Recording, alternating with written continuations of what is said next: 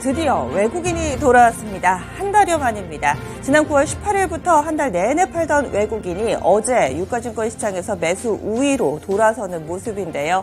거의 한 달 만입니다. 이 9월 18일 그때 당시에 유가증권 시장 코스피 지수를 보면은요. 그때부터 밀리기 시작해서 당시에 2600선이었습니다. 그리고 얼마 전에는 2400선 테스트를 겪기도 했죠.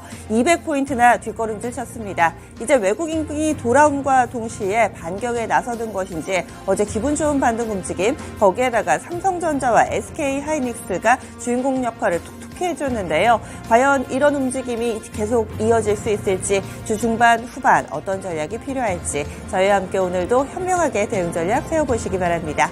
그러면 핵심 뉴스 살펴봅니다.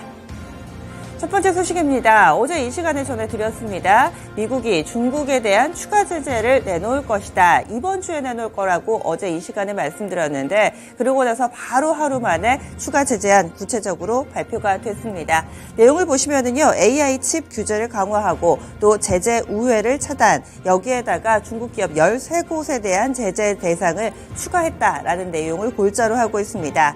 당초에 지난해 10월에 이미 첨단 산업에 대한 규제안이 발표가 되면서 이 고성능의 칩들은 이미 중국으로 넘어가지 못하고 있는 상황이었는데요. 여기에다가 조금 더 저성능의 AI 반도체 칩도 이번에 포함이 되면서 중국으로의 수출길이 막히게 됐습니다.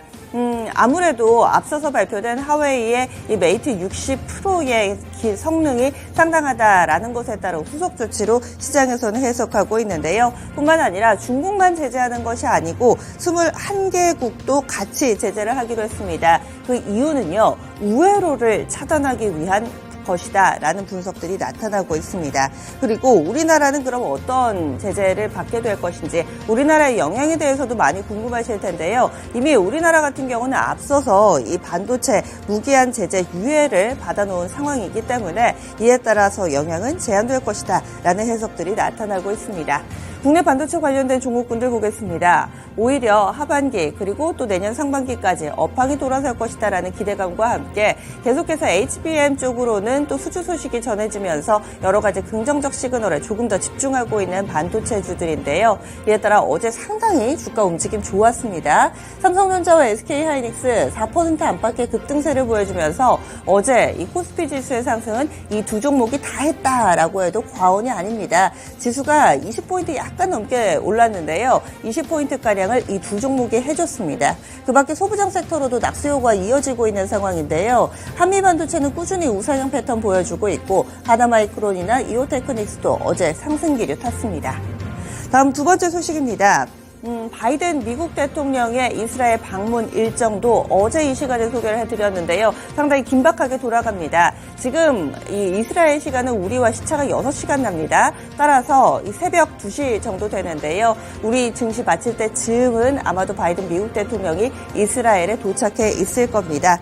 일정이 시작이 됐고요. 현지 시간으로 18일이니까 말씀드린 것처럼 우리 시간으로 오후쯤에는 도착을 해서 여기에서 이스라엘의 이 총리와도 만남을 가질 예정으로 알려져 있습니다. 뿐만 아니라 이 중동을 방문하면서 여러 가지 일정들, 요르단 방문이라든지 여러 가지 일정이 있었는데요. 이 부분은 취소가 됐습니다. 이유는요. 지금 가자지구 쪽에서 병원이 공습당해서 여기서 상당히 많은 피해자를 좀 낳고 있는 상황으로 알고 있는데요. 이에 따라서 이에 앞서 이 요르단 국왕과의 만남은 연기를 했다라고 발표가 되고 있는 상황입니다. 이 요르단의 국왕뿐만 아니라요. 이집트와 팔레스타인 지도자들과 함께 원래는 4자 정상회담을 하기로 했습니다. 그런데 4자 정상회담이 일단은 무산된 상황으로 알려져 있습니다. 무엇보다도 전쟁을 중단시키는 게 가장 중요하다라는 멘트를 내놓은 상황인데 이 부분이 현재 진행되고 있는 이스라엘과 팔레스타인의 전쟁에 어떤 영향을 미치게 될지, 빠르게 좀 종식이 될지 많은 투자자들이 집중해서 보고 있는 내용이고요. 그리고 오늘 장중에 혹시라도 뉴스가 나온다면 빠르게 이와 관련된 부분들 전해드리도록 하겠습니다. 다음 소식입니다. 미국의 자산시장 어땠을까요? 이번에 먼저 국채시장부터 전해드리겠습니다. 약간의 이상 신호가 국채시장에서 나오고 있습니다. 10년 만기 국채금리가 다시금 4.9%에 육박한 수준으로 오르는 양상입니다. 간밤 국채금리가 많이 오르게 된 것은 바로 소비가 지나치게 많이 이루어지고 있다라는 데이터가 나왔기 때문인데요. 구체적으로 말씀드리면 9월의 소매 판매입니다. 전월 대비했을 때 0.7% 증가했습니다.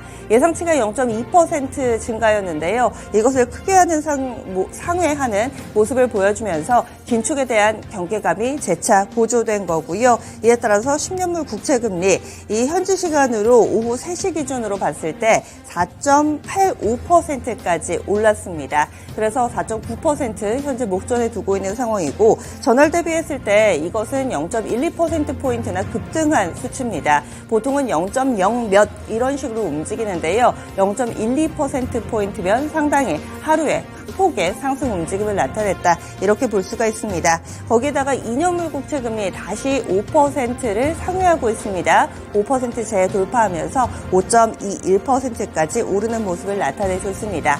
지금 보고 계시는 이 화면은요. 페드워치입니다. 이번 11월 23일에 진행될 FOMC에서 금리가 어떻게 결정될 것인가. 얼마 전까지만 알았더라도 90선 초중반대의 퍼센티지가 여기 동결에 있었습니다. 그런데 최근 들어서 약간씩 좀 낮아집니다. 그래서 물론 9대1의 퍼센티지로 동결이 압도적으로 전망이 되고 있기는 하지만요. 근래 들어 슬슬 이 수치가 낮아지고 있다는 점은 집중해 보셔야 되겠습니다. 지금 90점입니다. 조금 더 내려가면은 80 라인대로 떨어지게 되는데요. 당초보다는 조금씩 동결보다는 또 인상할 수도 있지 않을까 이런 가능성이 제기되고 있다라는 정도의 수치로 좀 분석해 주시면 될 것 같고요.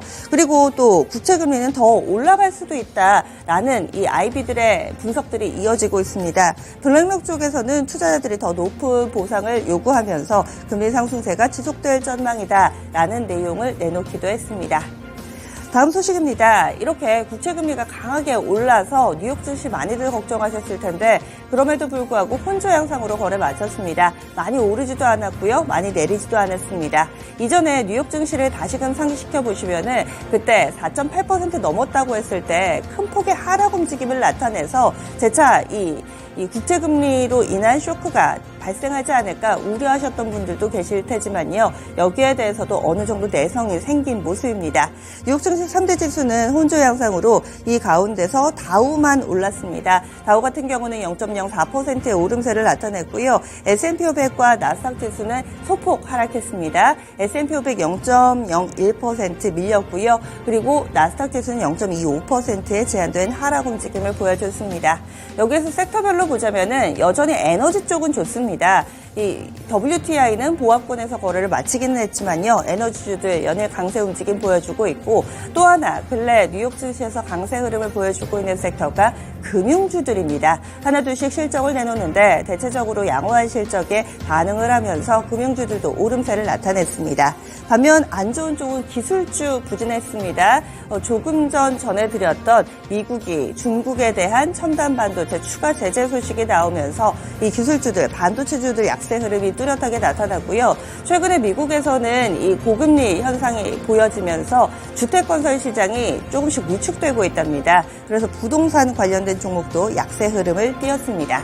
구체적으로 몇몇 종목 봐드리겠습니다. 대표적으로 반도체 쪽에서는 엔비디아 낙폭이 가장 컸습니다. AI 반도체 수출하면 안 된다라는 소식이 나오면서 아무래도 이번 추가 제재에 직격탄을 맞은 모습이고요. 이에 따라서 5%가량의 하락 움직임 엔비디아 보여줬습니다. 전기차 쪽에서는 루시드가 부진했습니다. 3분기 인도량이 예상치보다 덜 나왔는데요. 이에 따라서 실명 매물 출회되면서 5%가량의 하락 움직임을 보여줬습니다. 그러면 루시드 관련된 종목 보겠습니다. 루시드가 움직일 때마다 여기에 좀 민감하게 움직이는 몇몇 이 소부장 종목군들 있는데요. 보시면은 폴라리스 세원이 대표적이라고 할 수 있겠고요. 센트럴 모텍이라든지 CTI 모빌리티 그리고 또 화신이나 임팩 같은 종목군들이 묶입니다. 상신 EDP도 있고요. 주가 어제 같은 경우는 희비가 엇갈렸고 또 루시드 관련된 재료가 상당히 오랜만에 나왔는데 오늘장 관련주들 다시 한번 정리해 보시죠. 이어지는 소식입니다. 마지막으로는 국내 뉴스입니다. 한국전력 계속해서 지금 적자에 허덕이고 있는 가운데 자구책을 내놔야 되는 상황이었고요. 일부 매체 보도에 따르면은 이 한전의 주무부처인 산업통상자원부에 자구책을 내놨답니다. 그런데 퇴짜를 맞았다라는 그런 보도가 전해지고 있습니다. 이 자구책에 포함된 내용 몇 가지를 보면은요, 희망퇴직 내용이 포함되어 있고요, 일정 기간 신규 인력 채용을 금지하는 부분, 그리고 지역별 사업소 통폐합 내용도 포함되어 있습니다. 그리고 또 새로운 신임 김동철 한전 사장의 연봉, 자진 반납 등의 이 자구안을 제출을 해놓은 상황입니다. 여기 아래쪽에 있는 내용들이 포함되어 있다라고 보실 수가 있는데요. 근데 이 부분이 미흡하다라는 내부적인 평가가 나왔다고 합니다. 왜냐하면 희망퇴직 등의 내용들이 포함되어 있는데 이것은 노조의 동의가 필요한 상황이고요. 하지만 협상은 아직까지 진척이 없는 모습이라고 합니다. 그리고 또 정부와 여당 쪽에서는 먼저 개혁을 하고 그 다음에 이 전기요금 인상을 생각해야 되지 않느냐, 후 요금 조정을 기정사실화하고 있는 상황입니다. 이에 따라서 4분기 내에 전기요금이 인상되는 것은 어렵지 않을까라는 쪽으로 무게가 실리고 있습니다. 한국전력 주가 보신 지도 오래되셨죠? 주식도 최근 인기가 없습니다. 강보합권 정도로 거래량이 메말라 붙어 있고요. 17,000원대, 만원 선 후반에서 횡보하고 있는 요즘입니다. 이렇게 해서 핵심 뉴스 알아봤습니다. 오늘도 개장은 증권통과 함께 하시기 바랍니다.